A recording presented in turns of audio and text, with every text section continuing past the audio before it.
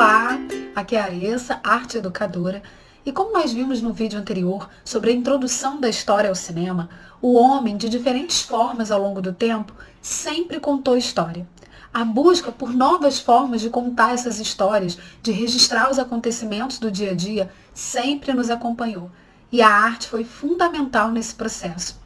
Desenhos nas cavernas, pinturas em diferentes estilos ao longo da história, a invenção da fotografia, a mágica de capturar um instante em uma imagem. E para isso, muitos estudiosos contribuíram nesse processo, criando primeiro aparelhos capazes de registrar essas imagens, que depois evoluíram para aparelhos capazes de capturar imagens em movimento, até chegar no cinema como nós conhecemos hoje. E entre esses estudiosos, criadores, inventores, está o artista Leonardo da Vinci. Sim, o mesmo que pintou a Mona Lisa, que começou toda essa história criando a câmara escura ainda no século XV. Para se chegar aos filmes de cinema que hoje nós vemos, muitos rolos de fotografia foram usados, porque a invenção da fotografia foi fundamental para a criação do cinema. E esse pontapé inicial, que marca o início do cinema, foi dado pelos irmãos Lumière com a criação do cinematógrafo, que foi o aparelho capaz de capturar imagens em movimento. E por eles mesmos também foi feita a primeira projeção de um filme em 1895 na França. Após a criação dos irmãos Lumière, muitos outros artistas produziram seus próprios filmes. Menos de 6 meses depois, o próprio Thomas Edison projetou o seu primeiro filme. Em 1903, o americano Porter criou a obra O Grande Roubo do Trem, um filme de ação que foi sucesso de bilheteria e que ajudou a popularizar o cinema. Sem esquecer da importância de Alice Guy Blaché, a primeira mulher cineasta e roteirista, e também de Georges Méliès, que é considerado o pai dos efeitos especiais, esse filme, O Grande Roubo do Trem, abriu caminho para a indústria cinematográfica, porque chamou a atenção dos investidores que perceberam aí o potencial de gerar dinheiro, de gerar lucro, e começaram a abrir espaços permanentes de cinema pelo país. O cinema começou a competir e ganhar espaço ao lado de outras formas de arte, como o circo e o teatro, e alguns filmes passaram a ser exibidos acompanhados de bandas de cinema. Nos Estados Unidos, o cinema se estabeleceu como uma forma popular de entretenimento através do que ficou conhecido como Nickelodeon, que levou esse nome por causa da taxa de entrada que era cobrada de um níquel, o equivalente a 5 centavos. E esse cinema eram projeções que eram assistidas individualmente, como vocês estão vendo na imagem.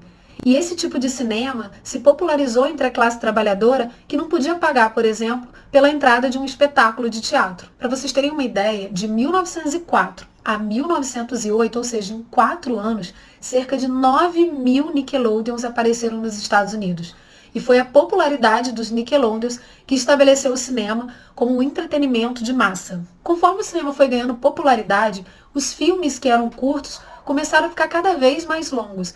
E os empresários tiveram que criar espaços mais confortáveis para poder atrair o público.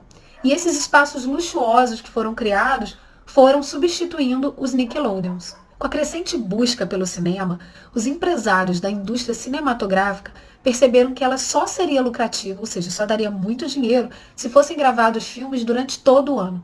Só que isso não era possível por diversos motivos, por exemplo, o clima em cidades como Nova York. E eles tentaram gravar filmes em diversas cidades sem sucesso.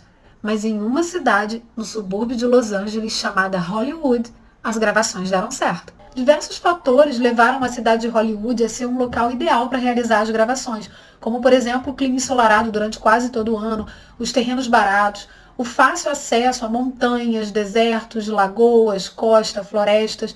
Tudo isso contribuiu para que, por volta de 1915, grande parte da produção cinematográfica dos Estados Unidos começasse a ser produzida em Hollywood. Até hoje, a cidade de Hollywood é considerada uma referência na indústria cinematográfica. E foi nessa época que foram criados os mais importantes estúdios de cinema, como Fox, Universal e Paramount. Nessa época, os produtores cinematográficos estavam buscando incansavelmente casar, ou seja, sincronizar as imagens de um cinema que até então era mudo com o som. E até a década de 20 eles fizeram isso sem sucesso. Só que em 1914 foi lançado um filme chamado Fotodrama, um filme religioso, que foi feito com vários slides de vidro pintados à mão, que contavam a história da criação do universo, a criação do mundo, através dessas imagens e de algumas partes filmadas, acompanhados da narração de passagens bíblicas.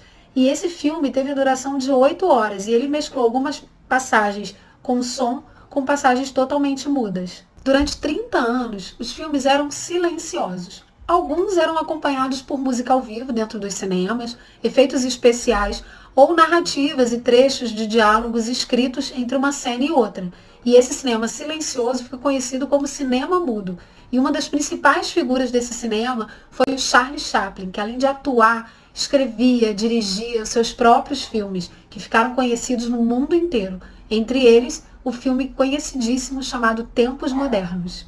É importante reforçar que, além dos Estados Unidos, vários outros países contribuíram para o desenvolvimento do cinema, como, por exemplo, França, Espanha, Alemanha, Rússia, mas, infelizmente, 90% das produções do cinema mudo se perderam. Em 1926, a Warner Brothers criou um sistema de som que era gravado num disco que possibilitou que um ano depois eles conseguissem produzir pela primeira vez na história um filme chamado As Luzes em Nova York, totalmente casado, som e imagem, surgindo assim o cinema falado, que atraiu ainda mais público. E no final de 1929, praticamente toda a produção de cinema de Hollywood já era falada. E nesse mesmo ano foi criado o prêmio do Oscar, que premia os melhores do cinema, que existe todo ano até os dias de hoje. É nessa mesma época que surge no cenário do cinema uma figura que é ao mesmo tempo roteirista, cineasta, produtor, dublador, animador, empreendedor, enfim, um multitarefas, que atende pelo nome de Walter Elias Walt Disney. Vocês já ouviram falar dele? Sim, ele é um dos pioneiros da animação e o criador da Walt Disney. E também foi o primeiro a criar um longa-metragem de animação, o Branca de Neve e os Sete Anões, em 1937. Ele também foi o idealizador do famoso parque temático nos Estados Unidos, a Disneylandia, e ele ficou conhecido no mundo inteiro pelo seu principal personagem de animação, o Mickey Mouse. E o Walt Disney foi a pessoa que mais venceu o Oscar na história do cinema.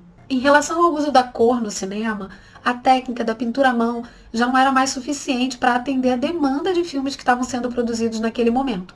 Foi então que, em 1922, uma empresa chamada Technicolor criou uma técnica em que era possível produzir filmes inteiros em duas cores. E 10 anos mais tarde, eles aprimoraram essa técnica e passaram a produzir filmes inteiros com 3 cores, o que dava muito mais qualidade e um caráter mais realista, mais detalhista para as imagens.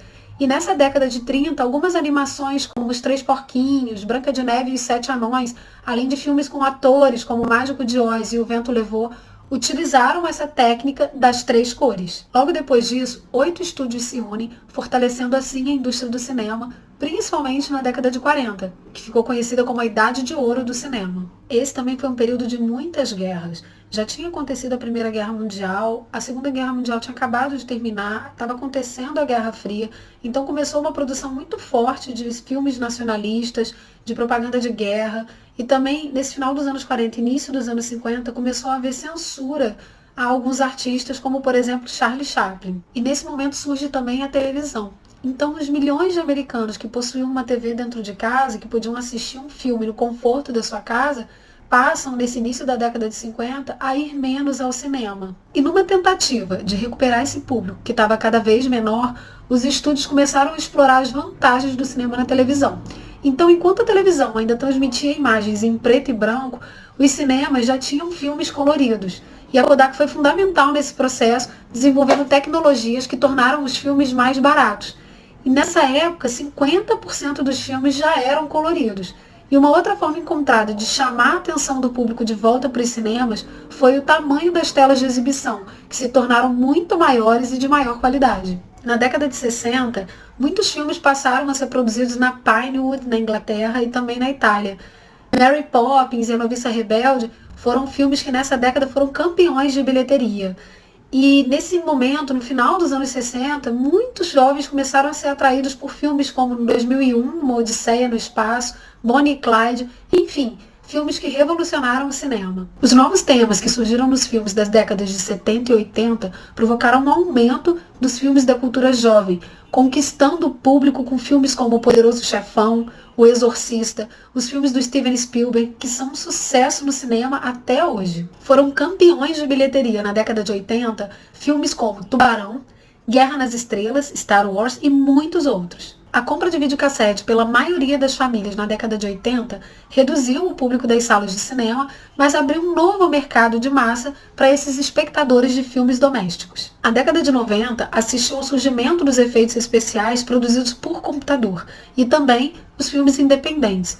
Os efeitos especiais se tornaram cada vez mais bem feitos quando os estúdios passaram a editar os vídeos digitalmente. Os primeiros exemplos disso podem ser vistos em Exterminador do Futuro 2, Parque dos Dinossauros, além de filmes como Independence Day, Titanic, Matrix, que usaram diversas técnicas de animação por computador, além de efeitos especiais para impressionar o público e atrair ainda mais espectadores para a telona. Toy Story, de 1995, foi o primeiro filme totalmente animado por computador. E os que vieram depois dele mostraram tudo que um computador podia fazer com um filme de animação.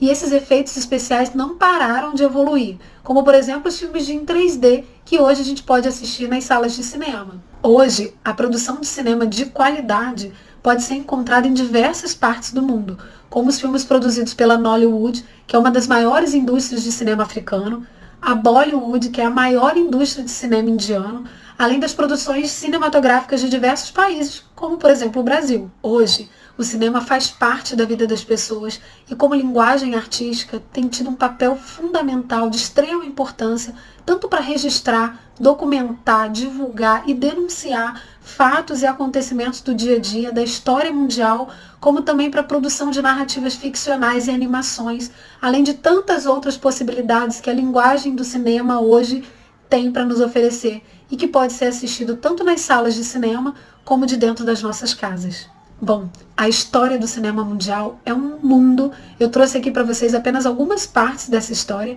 e eu espero que eu tenha despertado a curiosidade de vocês para buscar muito mais sobre o tema. Lembrando que aqui embaixo, na legenda do vídeo, tem um link para um material complementar. Espero que vocês tenham aprendido, que tenham gostado e até o próximo vídeo.